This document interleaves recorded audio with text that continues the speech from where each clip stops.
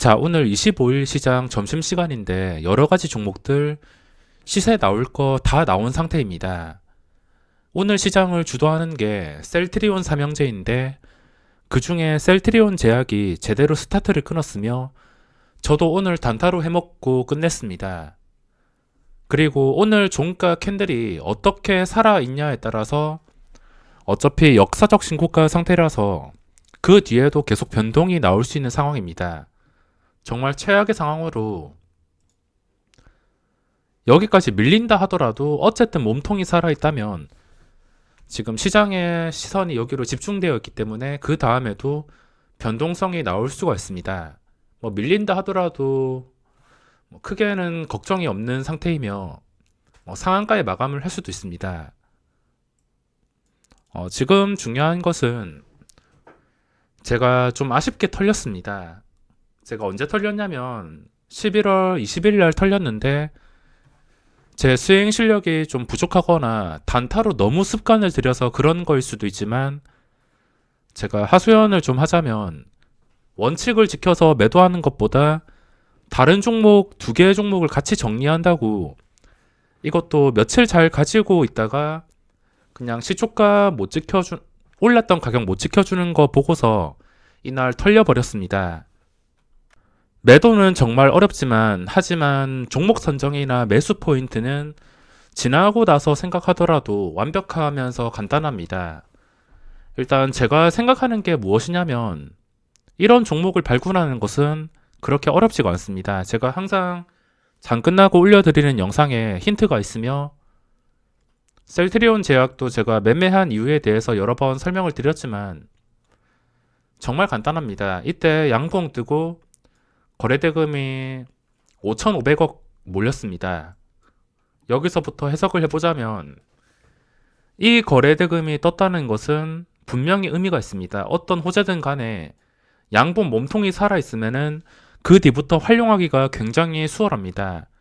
보통 양봉 한 번만 뜬 다음에 함정이 많기 때문에 바로 따라 들어가는 게 아니라 일단 눌릴 때까지 단기간 하락이 나올 때까지는 기다려야 됩니다. 기다렸다가 그 뒤부터 대응이 정말 수월한데 이게 힘이 있는 종목이라면 당연히 양봉 올라왔던 자리 회복해 줍니다. 하지만 힘이 없는 종목이라면 당연히 제자리로 돌아갈 것입니다. 이거 두 개만 기억하신다면 셀트리온 제약 말고도 제가 최근에 설명드린 삼성 엔지니어링도 이렇게 시세가 나왔습니다. 차트가 거의 비슷한데 주가의 흐름은 이렇게 정말 단순하게 움직입니다. 게다가 셀트리온 제약을 선택했던 이유가 역사적 신고가와 거리가 가까웠기 때문에 선택을 한 것입니다.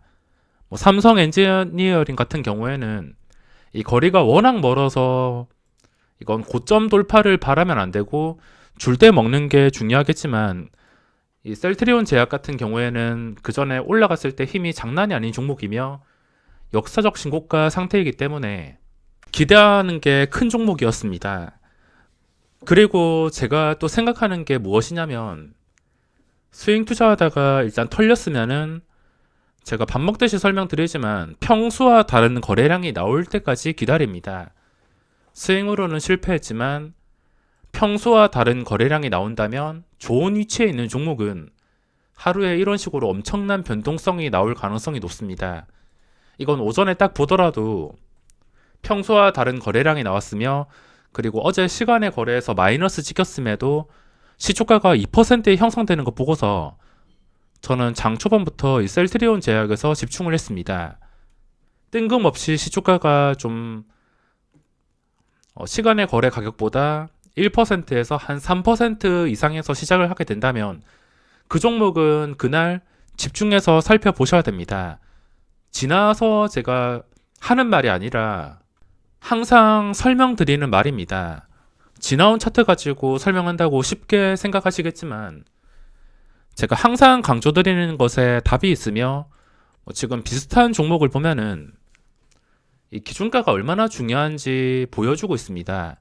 삼성중공업 같은 경우에도 오늘 상승이 나오고 있는데 위로 매물대가 많아서 급하게 들어갈 필요가 없으며 이건 종가 기준으로 어디서 마감하냐에 따라서 그 뒤에 시세가 나올 수가 있습니다. 당연히 중요한 자리는 현재 7,170원.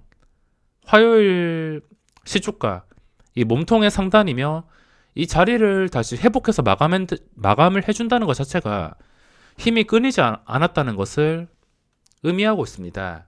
만약에 여기서 윗골이 달리면서 오늘 장 마감할 때까지 크게 떨어져서 마감한다면 반등해야 될 자리에서 실패하는 것이기 때문에 실망 매물이 나오면서 차트가 무너질 수가 있습니다.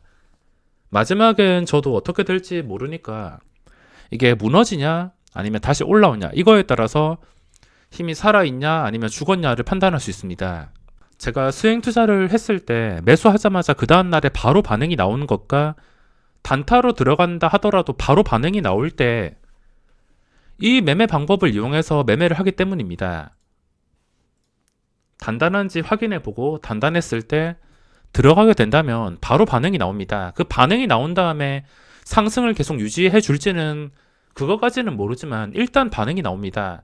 반응이 나오는 거 보고 중요한 자리를 어떻게 지켜주냐에 따라서 계속 가지고 가던가 아니면 수익 줄 때 그냥 빠르게 먹고 도망가던가.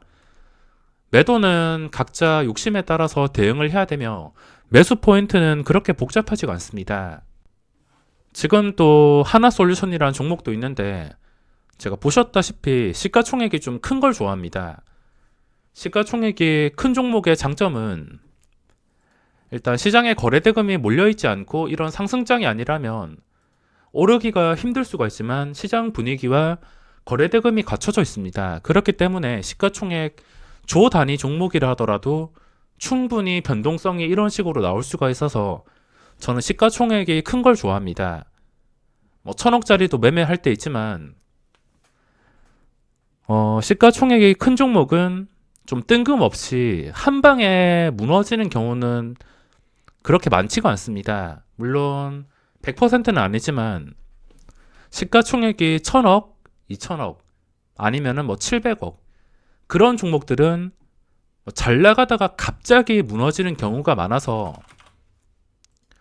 예를 들어서 유라테크 이것도 신고가 근처라서 관심 있게 보고 있었긴 했지만 여기서 뜬금없이 하루에 7%나 떨어졌습니다. 그것도 11월 20일 날 제가 기억하는데 장 마지막에 하루 종일 마이너스 3, 4% 유지하다가 마지막 동시호가까지 7%까지 밀어버렸습니다. 하지만 시가총액이 큰 경우에는 깜빡이는 켜고 들어오기 때문에 이런 식으로 갑자기 급락하지 않습니다. 그래서 캔들을 보고 천천히 손절로 대응을 할 수가 있으며 갑작스러운 뒤통수를 맞는 경우가 많이 없기 때문에 저는 아무래도 시가총액이 큰 종목을 좀 선호합니다. 그리고 중요한 점은 시가총액이 크다면 진짜 제대로 승부 보실 분들은 한 방 넣어서 큰 싸움을 할 수도 있습니다. 그게 잘 안 풀렸을 때 미끌린다 하더라도 손절을 좀 쉽게 할 수가 있지만 시가총액이 적은 것은 호가창에서 꽤나 손실을 보고서 몇 개 호가 밑에서 매도를 하는 상황이 발생할 수가 있습니다. 뭐 억대 미만은 해당이 안 될 수도 있지만 매매 금액이 억을 넘어가 버린다면 당연히 시가총액이 큰 종목 이런 큰 종목도 변동성이 나오는 시장이니까 큰 종목이 가지는 장점이 많습니다. 큰 종목이라 하더라도 아무거나 매수하라는 게 아니라 반응이 나오고 중요한 자리에서 움직이는 종목 위주로만 공략을 해야 됩니다. 시가총액 큰 종목이라고 무조건 매수하다가 뭐 거래량도 없고 특이사항도 없는 거 잘못 매수해서 강제 장기 투자를 할 수가 있습니다. 그래서 추세가 안 좋거나 뭐 반응이 안 나오거나 이런 것들은 들어갈 필요가 없습니다. 항상 반응이 나오는 것들 요즘에 움직였다 하면은 이렇게 무거운 종목도 하루에 20%씩 움직이는 경우가 많아서 큰 종목으로 골라야 됩니다. 셀트리온 제약 같은 경우에는 이렇게 대박이 났으며 이미 스윙 투자로 놓쳐버렸다면 거래량이 붙고 변동성이 나오는 구간에서만 단타로 수익을 낼 수가 있습니다. 이미 중요한 자리 기회를 많이 줬는데도 여기서 놓쳤다면 어차피 버스는 계속 옵니다. 놓쳤다면은 그냥 단타로만 활용하고 또 다음 버스, 다음 종목들을 노려야 되는데 삼성중공업 같은 경우에는 7,770원을 회복을 해주는 게 우선이며 지금 하나솔루션도 최근에 거래량이 줄어들면서 변동성이 많이 줄어들었지만 다른 종목에 시선이 쏠려 있어서 이 종목이 힘을 내지 못하고 있습니다. 힘을 낼 때는 보시다시피 거래대금이 하루에 8천억, 이것도 3천억이 그냥 넘어가는 종목이라서 중요한 기준선만 알고 계신다면은 이 중요한 자리를 지켜주었을 때 대응을 할 수가 있다는 것입니다. 5만원, 52,400원. 이 사이가 정말 중요한 자리며 종가 기준으로 봤을 때 5만원 이상에서 마감하는 게 중요하며 만약에 5만원 이거 제대로 회복하면서 마감하지 못하고 계속 5만원 밑에서 떨어지면서 가야 될 자리에서 못 가고 계속 실패한다면 당연히 들어갈 필요가 없습니다. 주식은 좋아 보인다고 무조건 매수하는 게 아닙니다. 이게 좋아 보인다고 매수했다가 뒤통수 치는 경우도 많아서 이게 좋아 보이는 상태에서 단단한지 확인하고 중요한 자리에서 들어가야지 바로 반응을 이끌어낼 수 있습니다. 그리고 제가 또 최근에 장 마감하고 리뷰를 해드린 종목이 있는데 한국카본이라는 종목도 있습니다. 이 종목도 오늘 일냈는데 이게 역사적 신고가 거리가 멀지 않은 상황이라서 설명을 드렸는데 이렇게 거래량이 붙으면서 하루에 꽤나 적극적인 변동성이 나오고 있습니다. 주가가 이렇게 기준선을 정해놓고서 그 자리를 지켜주었을 때는 강할 수밖에 없기 때문에 간단한 기준선을 설정하는 것을 알고 계셔야 됩니다. 한국카본도 제가 이때 설명드렸던 가격이 11,900원입니다. 11,950원. 어제 종가가 11,950원 이상에서 마감을 했으며 이 자리 밑에서 마감한다면 밑에서 잡아당기는 힘이 강할 것이며 이 자리 위에서 마감한다면 상승 매수세가 들어올 가능성이 높아질 수밖에 없습니다. 지나온 차트이긴 하지만 주가의 움직임은 시가총액이 정말 적은 게 아니고서는 단순하게 움직이기 때문에 이 기준선만 알고 계신다면 단타든 스윙이든 어떤 종목이든 간에 제대로 된 매수 포인트를 찾아서 노릴 수가 있다는 점입니다. 물론 매수한 다음에도 그 주가가 반응이 나와도 그 유지해주냐 아니면 유지해주지 못하냐에 따라서 제자리로 돌아와서 하락하는 것에 대해서도 생각을 해봐야겠지만 그건 다음 문제니까 이번 영상에서는 생략하고 이렇게 주가가 반응이 나오는 자리를 찾는 것은 굉장히 중요하다는 것을 설명을 드렸습니다. 그리고 오전장에 변동성이 나와서 위로 매물이 많이 쌓여 있는 상태라면 그건 점심시간이나 오후장에 노릴 필요가 없습니다.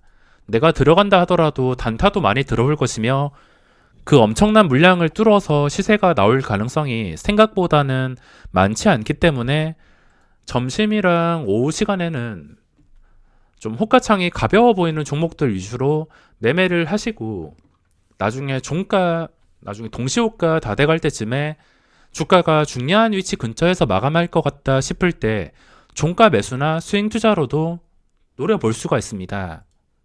주식은 기다림입니다. 어차피 시장 좋고 매매할 종목은 계속 줄을 서서 나올 수밖에 없는 시장이기 때문에 절대 급하게 생각하지 마시고 한 종목 한 종목 중요한 자리를 회복을 해주냐 회복을 해주지 못하냐 그것만 기다리시면서 매매에 집중하신다면 충분히 수익을 낼 수가 있습니다.